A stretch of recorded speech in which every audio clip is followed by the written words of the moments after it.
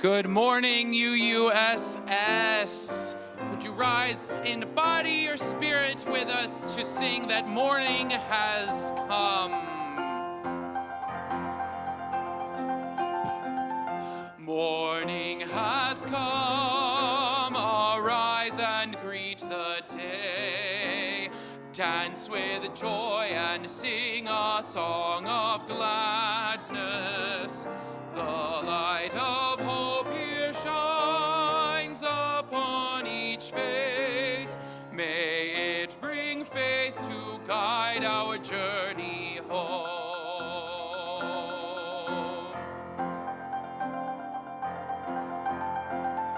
A new day dawns, once more the gift is given.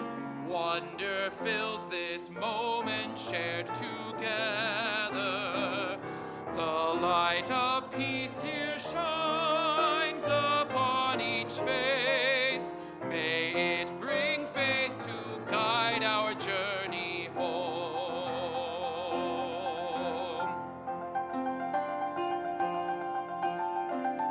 Open our eyes to see that life abounds. Open hearts to welcome it among us. The light of love here shines upon each face. May it bring faith to guide our journey home.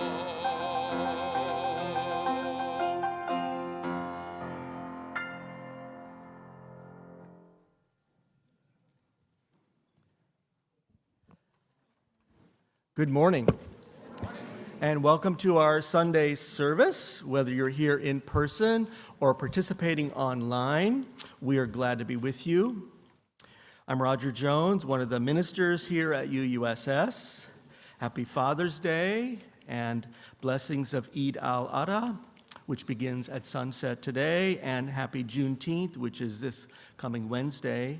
And thanks to our volunteers for staffing the UUSS table at the Juneteenth celebration yesterday.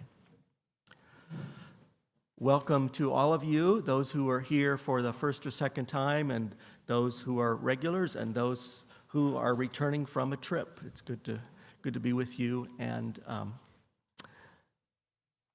to worship together.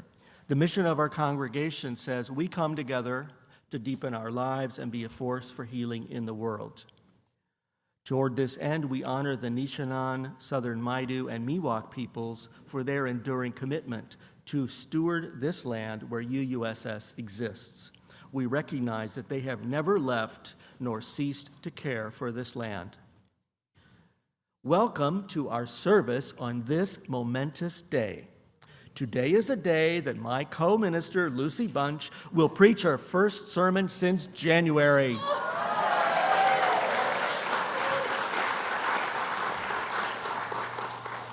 And she's been practicing for 4 months.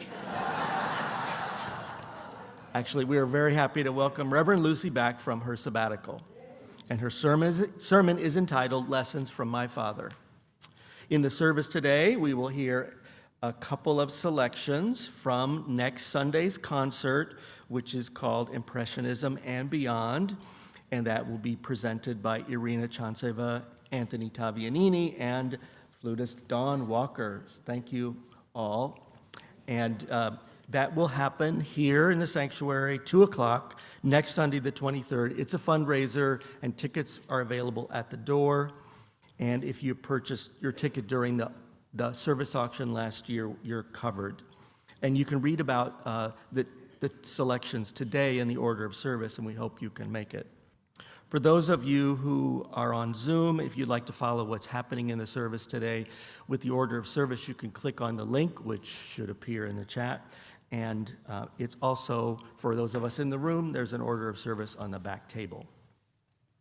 Our Blue Sheet weekly announcements will tell you all the info you need about what's happening this week and coming up. If you're new, the Blue Sheet's an important guide to finding things of interest to you. You can find the Blue Sheet on the back table and on our website through a link. Just a few highlights. Next Sunday before church, Reverend Lucy will be leading our monthly class called Exploring Unitarian Universalism.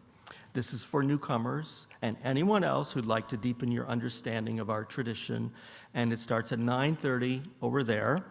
Childcare is available if you'd like it.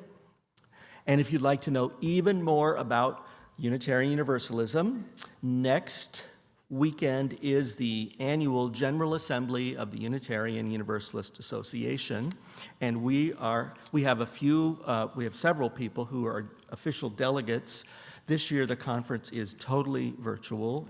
It's not in another city, and we have a watch party here on campus. So if you'd like to come and watch some of the programs and events, including one that has a meal following it, you can read about it on the back of the order of service or in the weekly message.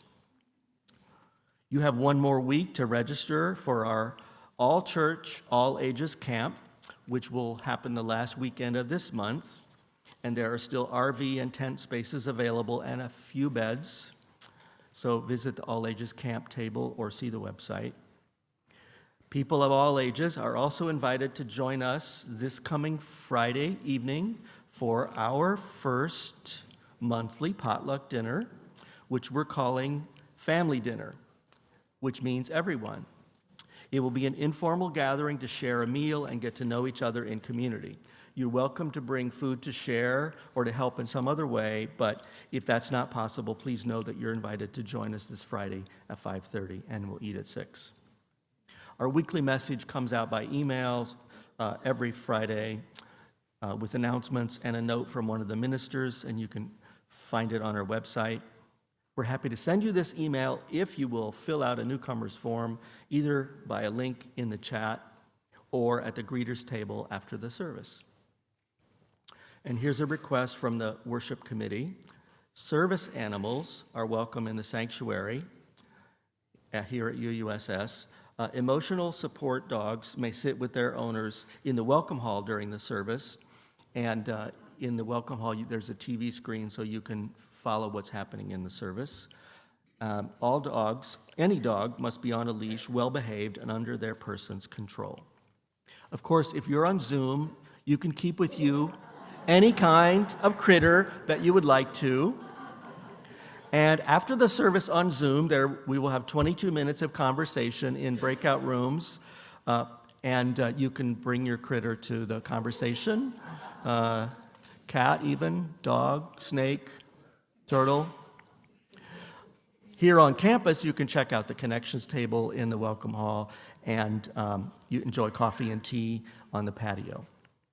So now please check your cell phone, please check your smartwatch, please ensure they're on silent mode and that all alarms are off.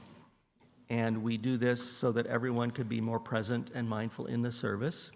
And if you notice a neighbor needs some help in silencing their phone, if it goes off, you are invited to kindly offer help because we are a community of care and connection. Now, and I just want to mention that Anara's book signing for her book of poetry called Kansas Reimagined is happening about noon over in the Foz room today. And if you're interested, you are welcome to come and just follow the yellow brick road over to the Foz classroom.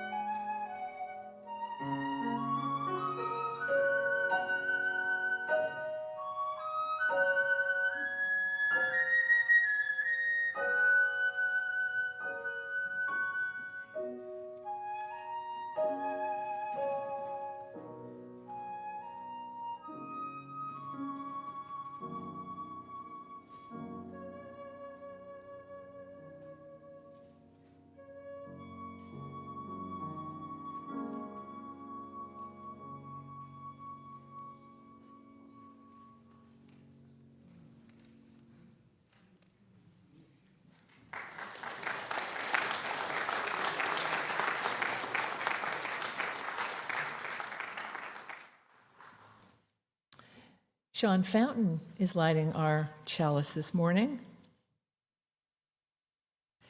We join with over 1,000 UU congregations this morning as we light the chalice of our faith. May we be reminded here of our highest aspirations and inspired to bring our gifts of love and service to the altar of humanity. And may we know once again that we are not isolated beings, but connected in mystery and miracle to the universe, to this community, and to each other.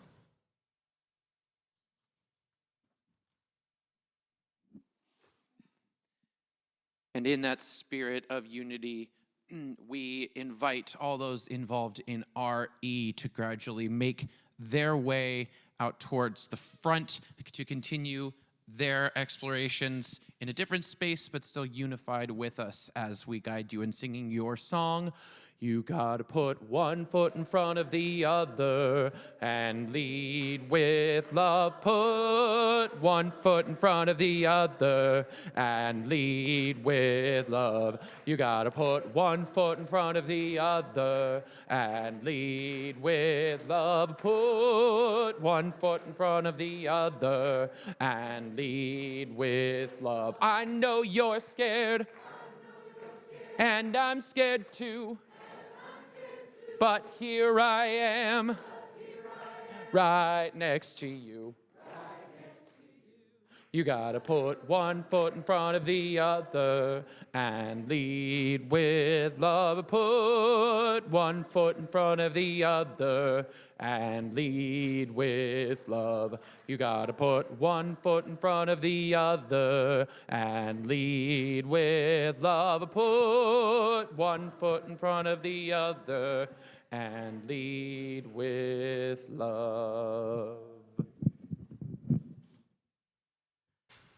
This is a community of care and compassion, and one way we express this is through speaking our joys and sorrows, our hopes and prayers, and reasons for gratitude. If you would like to let us know about your news for a future Sunday, you can find a link to our Joys and Sorrows form in the Friday weekly message email. Now I invite you to settle your body into the seat where you are present here or somewhere else. Settle your spirit into an awareness of your breathing in and out.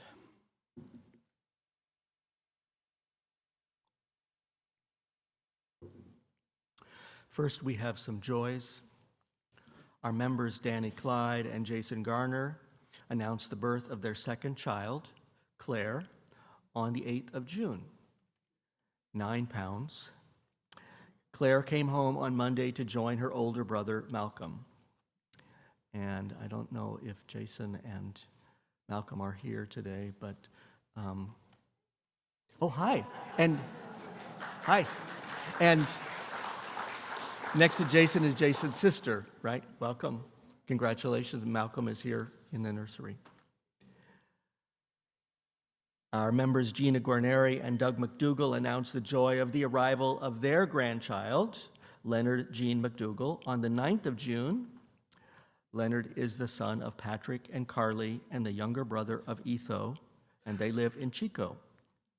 And Gina writes, "We are thrilled to be grandparents to 5 healthy, wonderful grandchildren." Our members Rich Howard and Mary Howard will be celebrating their 50th wedding anniversary next Saturday. Congratulations to Rich and Mary, and gratitude that they have been members of this congregation for the last 35 of those 50 years. Our member Beth Tenpass has written, "I'm thankful to be finishing a year on the Sacramento County Grand Jury with the issuance of multiple reports that shine a light on how local government should be accountable to the voters. It has been gratifying to represent my UU values, so much so that I'm continuing for this coming year and will be the foreperson. Hence, I will be less visible around UUSS, so I ask for your understanding and support as I take on this responsibility." And we thank Beth for her service. And next we move to prayers of concern, sorrow, healing, and love. Our member Aggie Vaughter was admitted to the UC Davis Medical Center on Saturday after a long visit in the emergency room. And Aggie has already gone through a number of hospitalizations and health ordeals in the past several months. Also, on Saturday, our member Karen Hirsch was admitted to Sutter Medical Center with gallbladder pain.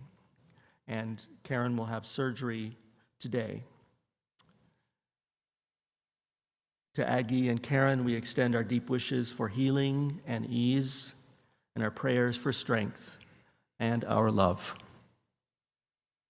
We send our love and care to Taylor Lewis and his family. He received a terminal cancer diagnosis last fall. As we reported last week, he's receiving hospice care now. Taylor and his wife, Ilana, are planning for a celebration of life so that he will be able to hear our words of appreciation while he is still alive. It will take place this coming Saturday at 10 a.m. at the UC Davis Arboretum's teaching nursery with a potluck lunch. And details are in the weekly message. And as one of our members has written, we are sending love and grace to Taylor at this time.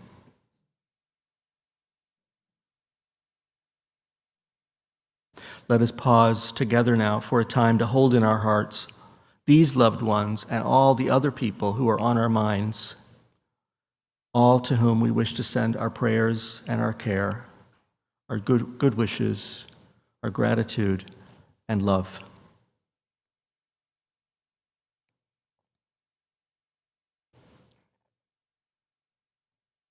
And on this Father's Day, we call to mind all those who have given us care and support, all who have nurtured and guided us, all who have shown faith in us and kept us going. We thank the fathers and all others in our lives who mentor and support other people. And as adults, we hold in our hearts those children we love, whether small and growing or grown to adulthood, and including those departed from this life too soon. We pause to send our prayers of love.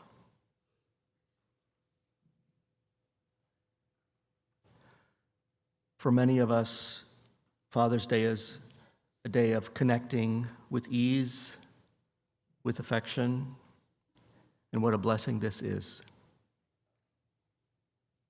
For others, it is a day of remembering and honoring, finding comfort in memories.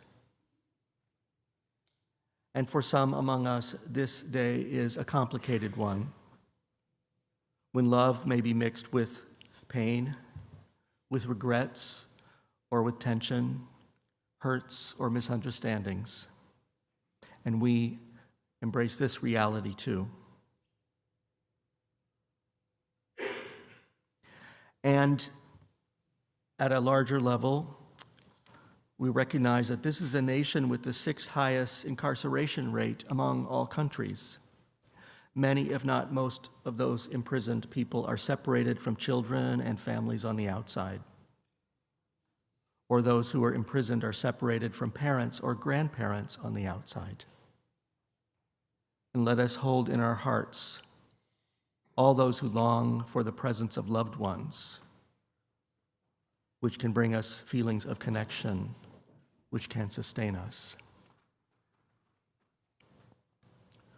For all who need healing, reconciliation, courage, or letting go, may we open ourselves to these gifts. And may all of us accept our imperfections, our human fallibility. Let us remember that every day brings a new opportunity for us to speak with kindness, respond with patience, and live with a generous heart. May everyone have the grace to accept what we cannot change, or control, and the courage to live with honesty and integrity and peace. Once more, before I offer some words of spoken prayer, you're invited to settle into an awareness of your breathing in and out.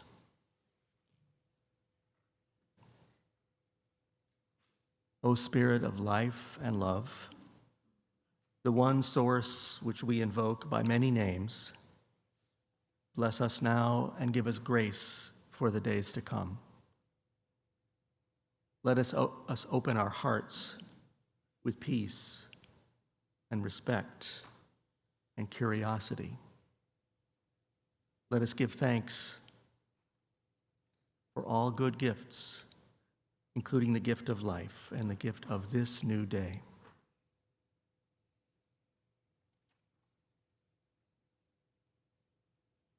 Let us pray for peace in our lives, and let our prayers for peace extend beyond these walls to embrace every member of the human family. So may it be. Blessed be, and amen. Let's pause for a few moments in silence.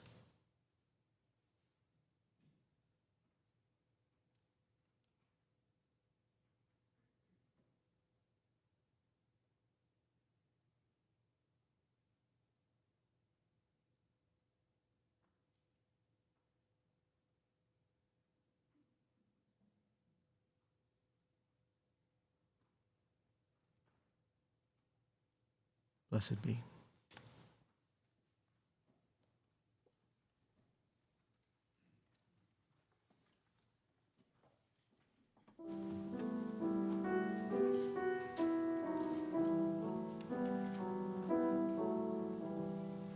I invite you to remain seated as we sing hymn number 8, Mother Spirit, Father Spirit.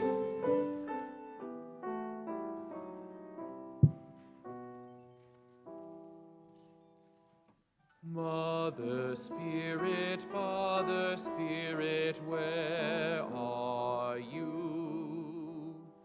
In the sky song, in the forest sounds your cry. What to give you, what to call you, what am I? Many drops are in the ocean deep and wide. Sunlight bounces off the ripples to the sky. What to give you, what to call you, who am I? I am empty, time flies from me, what is time? Dreams eternal, fears infernal haunt my heart. What to give you, what to call you, oh my God. Mother Spirit, Father Spirit, take our hearts. Take our breath and let our voices sing our parts. Take our hands and let us work to shape our art.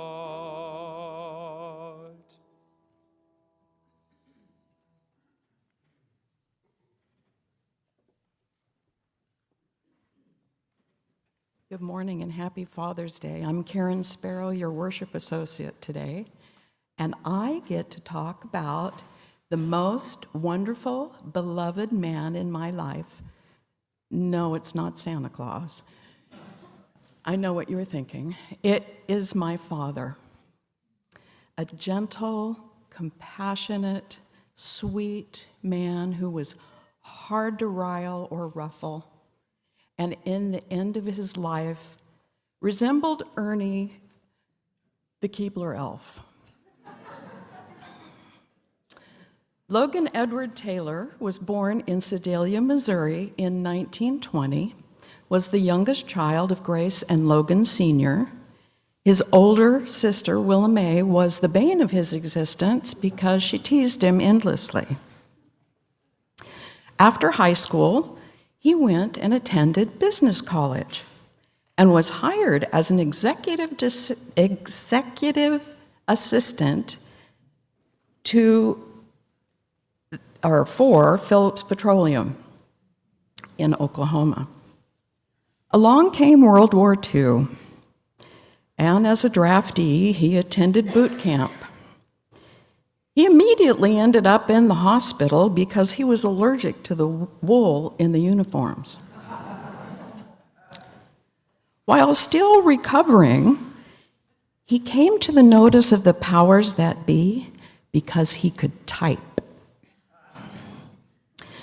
As soon as he was able and healthy enough, they sent him on the most amazing adventures any 21-year-old could ever have in a time of war.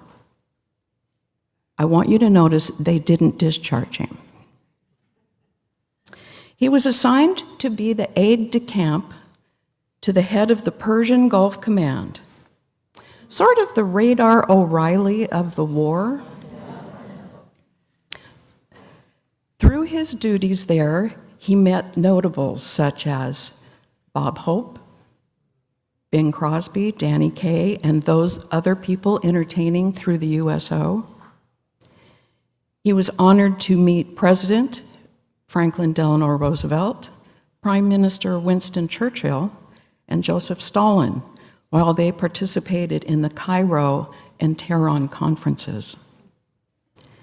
While stationed in Tehran, the command staff, all of them lived in the palace of the Shah of Iran. Not a bad gig for a guy in war. After the war, he returned to his job at Phillips Petroleum, married his pre-war sweetheart, Carmen Cook, from Baxter Springs, Kansas. My brother Mark and I came out of that fabulous union. Like I said, my dad was a very calm guy, really hard to rile. And my parents never fought, at least where we could hear them, except once. We were driving through Yellowstone National Park on vacation, listening to the radio as the Select Service pulled the numbers for the draft for that year. My brother's number was 3. And the fight began. My mother's point of view was that she wanted to send Mark to Canada, as any mother would. However, my father's opinion was, it was good enough for me, it's good enough for my son. The drive was less than pleasant. Luckily for my brother, he was deemed 4F and not draftable. So that whole event, hurt feelings and angry words, were completely unnecessary. Years later, at the age of 21, I considered joining the Army Reserve as a way to pay for my college degree. My dad and I sat down and had a great conversation, pros and cons. And his opinion was this: I believe you to be a very capable young woman. You can do anything you set your mind to. However, I don't think you have the temperament for Army life.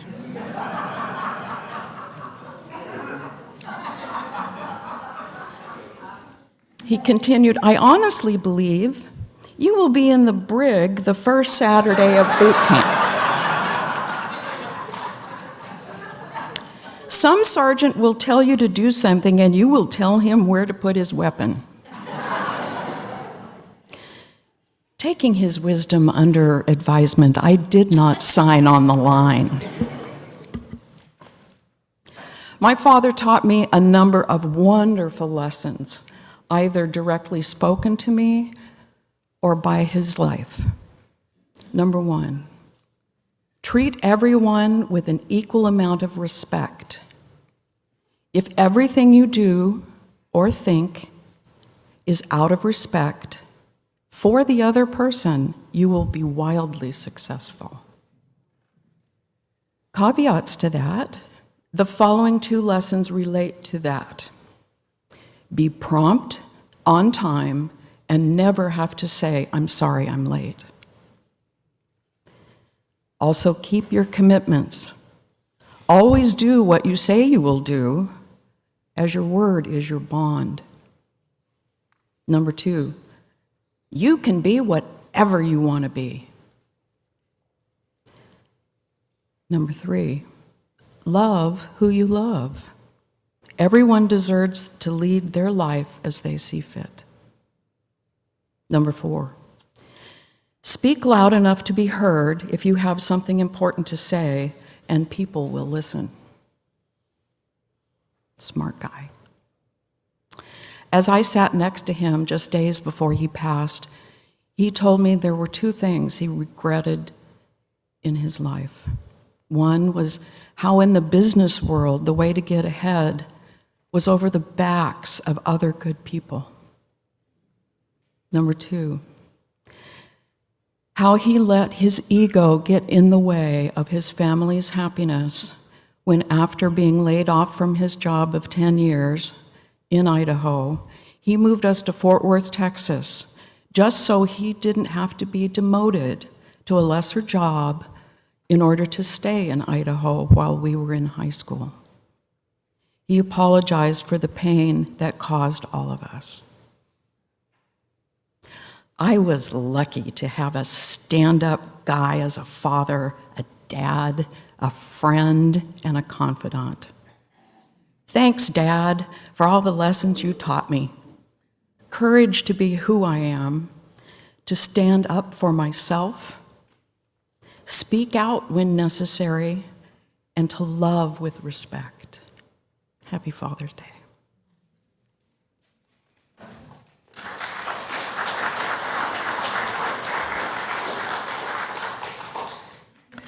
I have a bonus reading for us this morning. It's from the advice columnist Carolyn Hacks, who writes for the Washington Post. Dear Carolyn, when my son Barry turned 14, my husband became emotionally abusive to him. Nothing Barry could do was good enough or right, according to his dad. I suspected this was somehow connected to my husband's father dying by suicide when he was 14. I asked my husband to consider therapy, but he refused. His behavior got so bad that I gave him an ultimatum: get therapy or we divorce. We broke up, and Barry told me how much it meant that I stood up for him. I said that I always would, but he needed to understand that his dad wasn't a bad person, but a good man who lost his way. My ex's anger problems continued to escalate until he was fired for punching his boss, and he was forced to enter therapy. Barry is now 19 and a fine young man, except for the fact that he won't give his dad another chance. My ex has done a lot of good work on himself these past 2+ years and deserves enormous credit.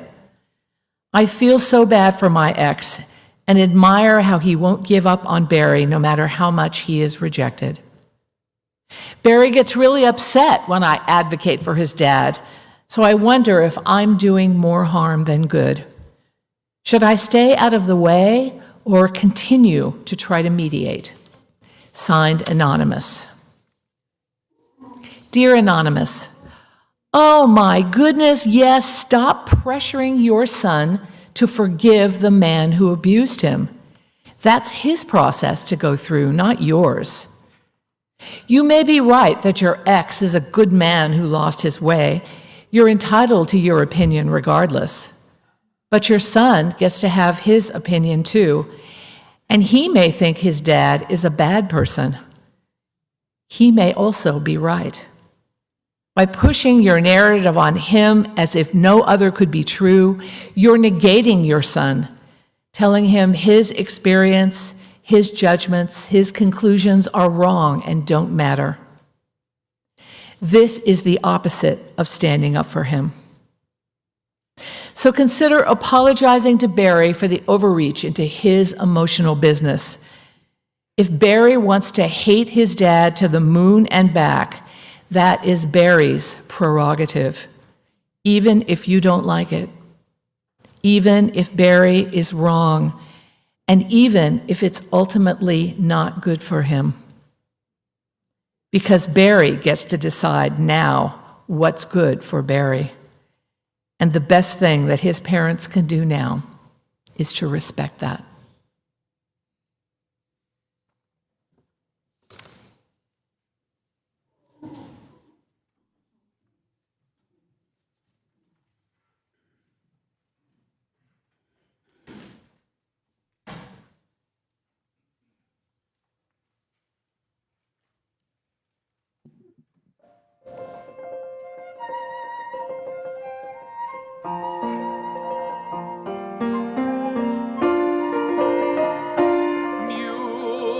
Music, hark!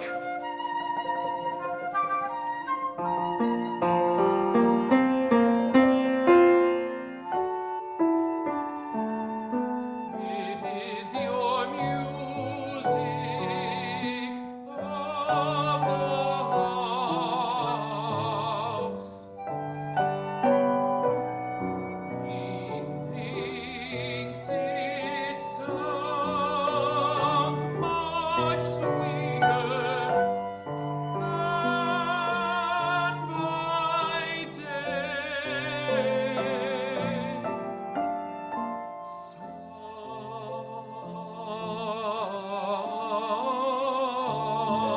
Silence bestows that virtue on it.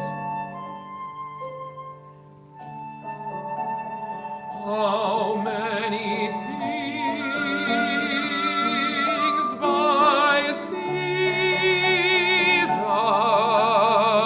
seasoned are, to their right praise and true perfection.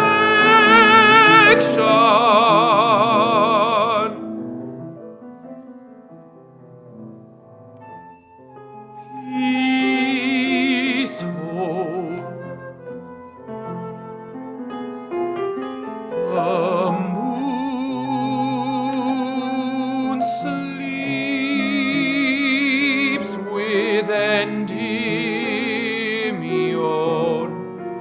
and would not be awake.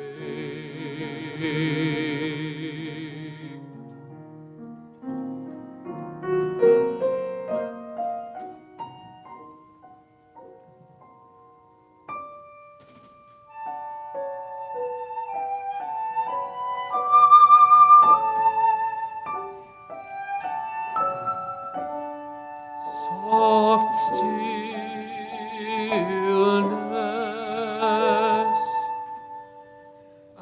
and the night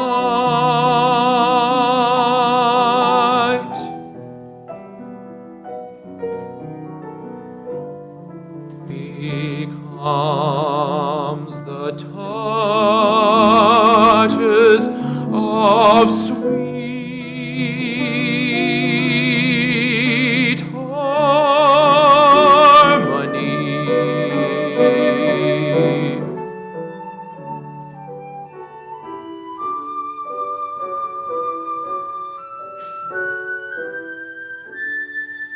Of sweet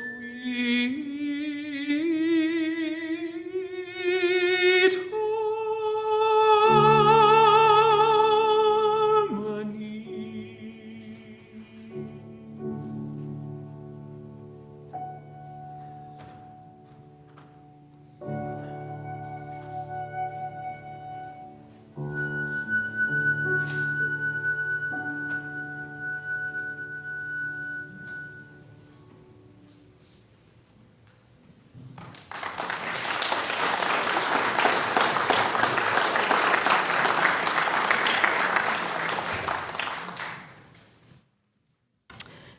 Generosity is a spiritual practice. Our congregation has a practice of giving away half of every Sunday's offering to an organization working to make a difference in the world. Our partner for the month of June is Opening Doors.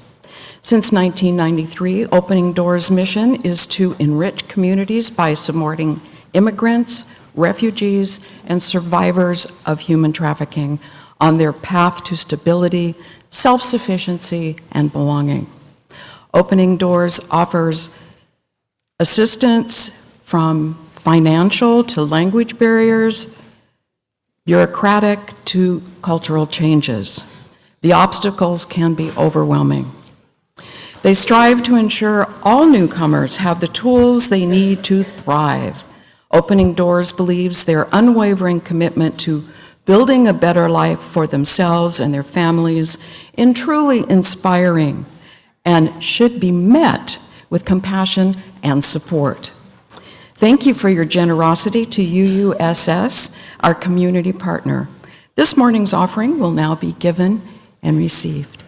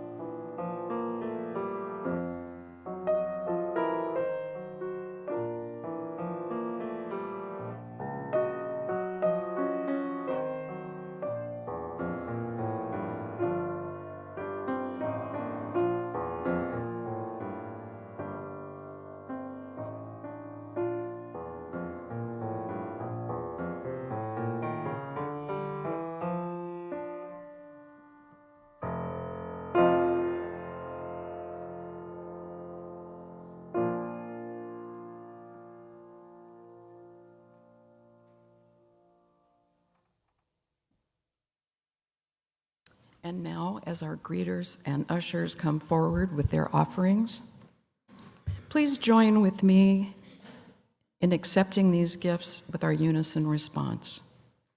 May generosity bless our world, and may gratitude nourish our spirit.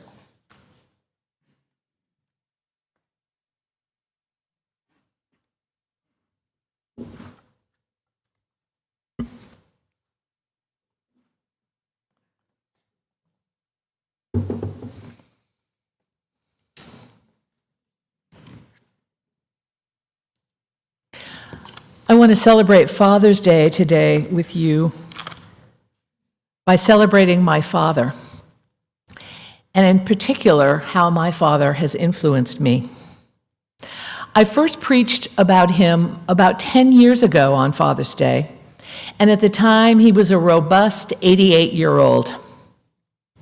He's not so robust now, but he is alive and will be soon entering his 100th year. He still finds life worth living.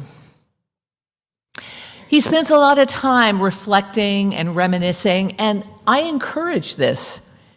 Processing memories, making sense of our choices in life is an important part of the work we need to do in our final years. And listening to his memories helps me put things into perspective. When I reflect on my father's life, I realize how much he has influenced me.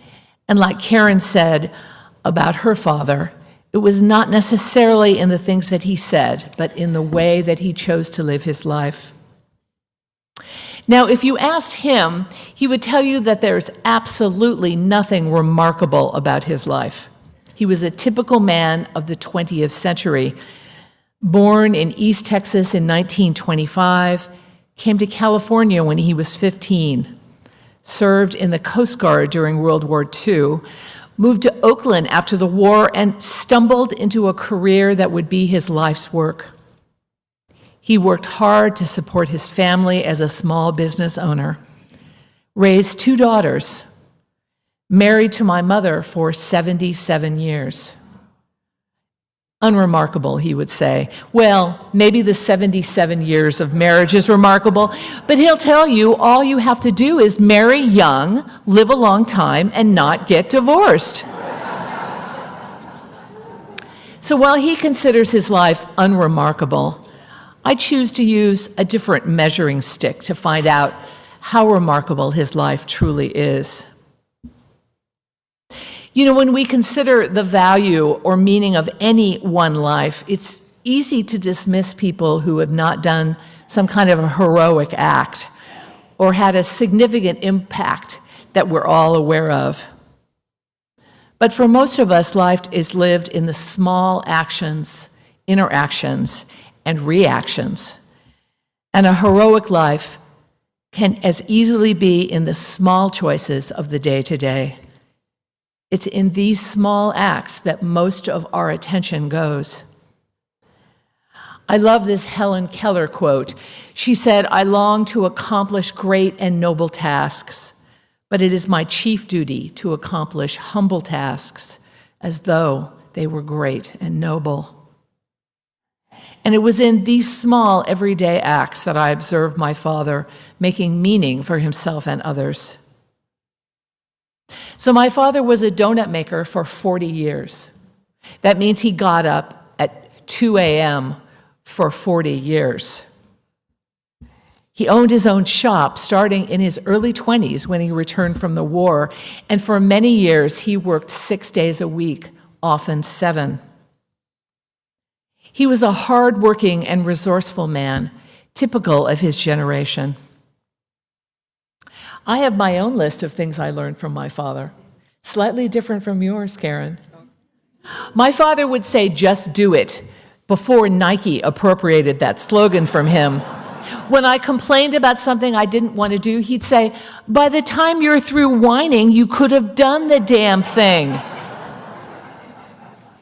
He taught me that hard times will come, but how you choose to act after those hard times is what matters. Pick yourself up and dust yourself off. He had a bankruptcy in his early 30s, devastating, and started up again, worked 3 jobs until he could restart another business. Another thing he taught me, which was very helpful in my early days of ministry, is fake it until you make it. He used to call himself the world's greatest donut maker. Now, he had slogans and signs and buttons that said that. First, it was to prop himself up. After he lost his first business, he needed to prop himself up. But then he aspired to it. And I like to say he achieved it. He taught me to always ask questions. Don't believe things just because people say it's so. Go deeper and find out for yourself. He also taught me not to be afraid of new things. In his life, he would always challenge himself to take on new things. He joined the Rotary in his 50s, which was very intimidating to him. He didn't graduate from high school. He just felt out of place. He found a place. He made a place. He would tell my sister and I about things we didn't want to do. You don't have to like it, but you do have to try it. But I think I learned most in observing the way he ran his business. The donut shop was right across the street from our house, like a 5-minute walk. And I started working there when I was 11 years old. Don't tell the state employment board about that. And it was an interesting community that worked there. Most of his employees had very challenging lives. You name it. Spousal abuse, drug addiction, gambling problems. I mean, it was the whole panoply of life's challenges. And he treated everyone with tremendous respect. He treated them like wonderful people who had difficulties in their lives. He helped out whenever he could. He created a family of sorts. I observed him with his customers, building community, one customer at a time. His donut shop was part of a food court, and so there were probably 300 seats in this food court, maybe even more. But in the morning, he was one of only 2 businesses that would open. So there could be 100 or 200 people there in the morning having their coffee and donuts. But he used to call donuts the great equalizer. We have policemen, we have doctors, we have professors, we have street sweepers, the great equalizer. People would come every day. They would greet their friends. Community was built. Marriages came out of that donut shop. Lifelong friendships, all built one customer at a time, one greeting at a time. So what did I learn from this? People matter. Relationships matter. You can make a difference by treating everyone with kindness, even in the simplest form of the greeting.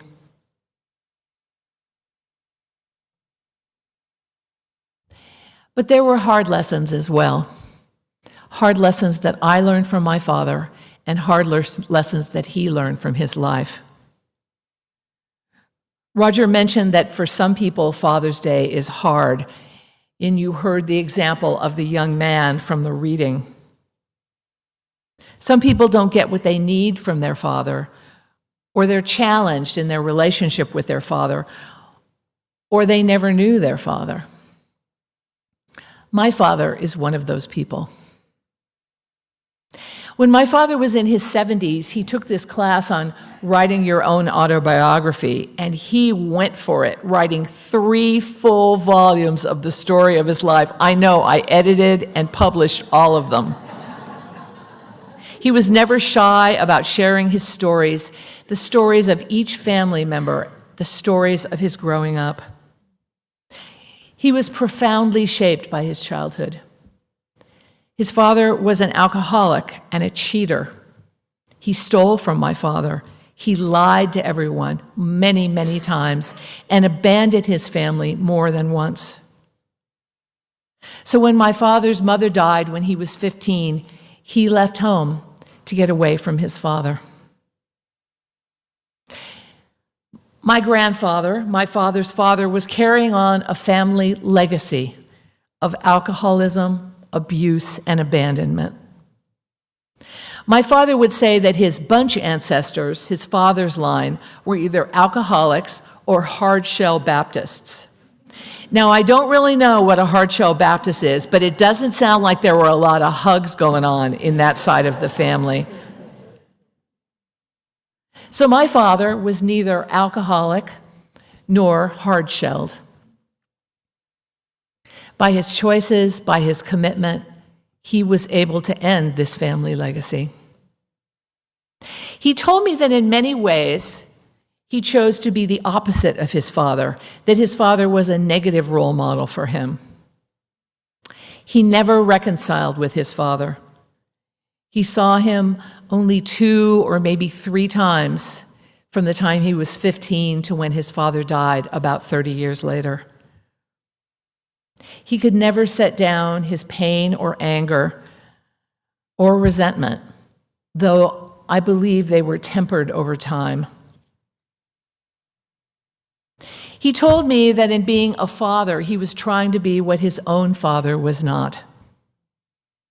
He wanted to be present, honest, trustworthy, loving. It was a profound commitment to offer what he had never received. It took courage. It took self-awareness and self-reflection. It took determination and love. I felt that from him as a child, and I feel it now. But I don't want to give you the idea that all is bliss and that he's a man with no faults. He's human and a product of his upbringing and his DNA. When I was a young child, I worshiped my father. I was Daddy's little girl. He and I were like two peas in a pod, having a great time. But when I became an adult and was dealing with some of my own psychological challenges, I realized that there were times in my growing up era when he let me down profoundly. He was not there for me when I needed him at some critical times, whether out of misunderstanding or his fear of disrupting the family dynamics. I am very grateful that with age and seasoning, I have come to a more mature perspective on him and can celebrate the gifts that he gave me while releasing some of the pain that was caused by his limitations. I can see him as more fully human now with gifts and challenges, moments of heroism, steadfastness, and times of failure. I can celebrate the times when he was there for me profoundly, not only in my childhood, but in my adulthood, even if he didn't understand what was going on, even if he was unclear on how he could help, he was there.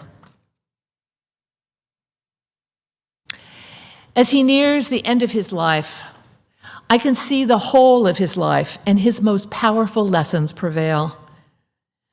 I am so grateful that I have a much more mature perspective on who he is now.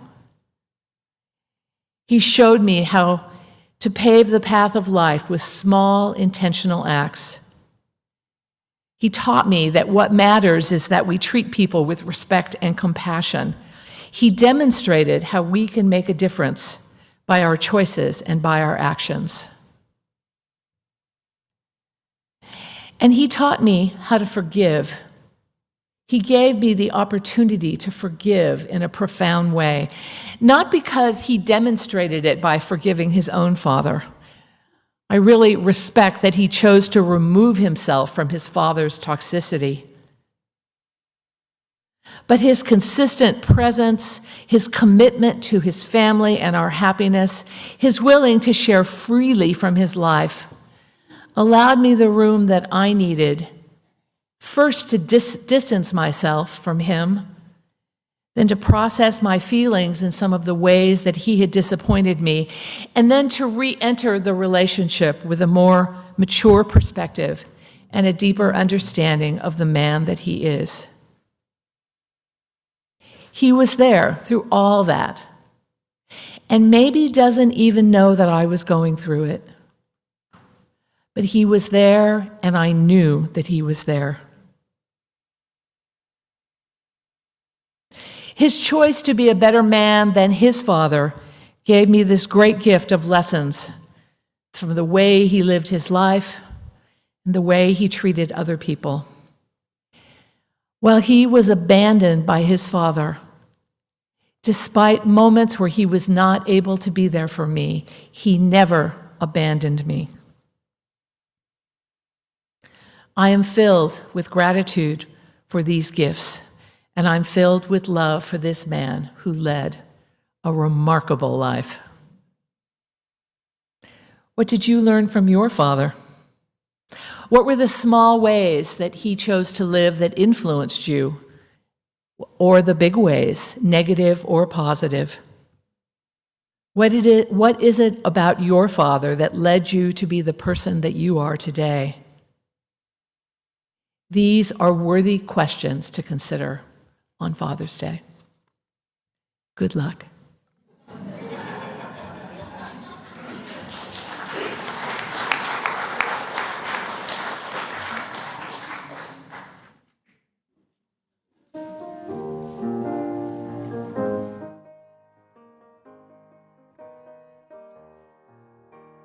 Rise and sing together 10:08, When Our Heart is in a Holy Place. When our heart is in a holy place, when our heart is in a holy place, we are blessed with love and amazing grace. When our heart is in a holy place, when we trust the wisdom in each of us, every color, every creed and kind, and we see the favors in each other's eyes, then our heart is in a holy place. When our heart is in a holy place, when our heart is in a holy place, we are blessed with love and amazing grace. When our heart is in a holy place, when we tell a story from deep inside, and we listen with a loving mind, and we hear our voices in each other's words, then our heart is in a holy place. When our heart is in a holy place, when our heart is in a holy place, we are blessed with love and amazing grace. When our heart is in a holy place, when we share the silence of sacred space, and the God of our heart stirs within, and we feel the power of each other's way, then our heart is in a holy place. When our heart is in a holy place, when our heart is in a holy place, we are blessed with love and amazing grace. When our heart is in a holy place, when our heart is in a holy place.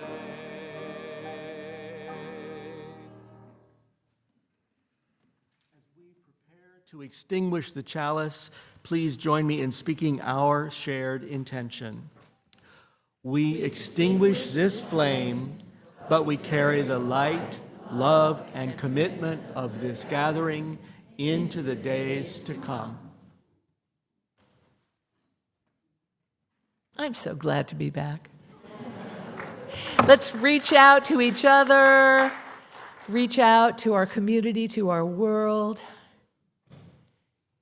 and let us open our hearts to the power, gifts, and challenge of fatherhood. May all those who are fathers be blessed, be clear, be loving, be steadfast, be strong and capable to offer your children what they need. And for those of you who had challenges with their fathers, may you find some peace.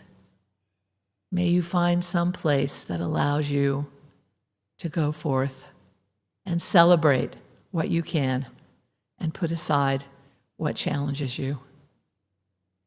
Let us all share gratitude for the gifts of fatherhood and the blessings of the role and power of being a father. Blessed be.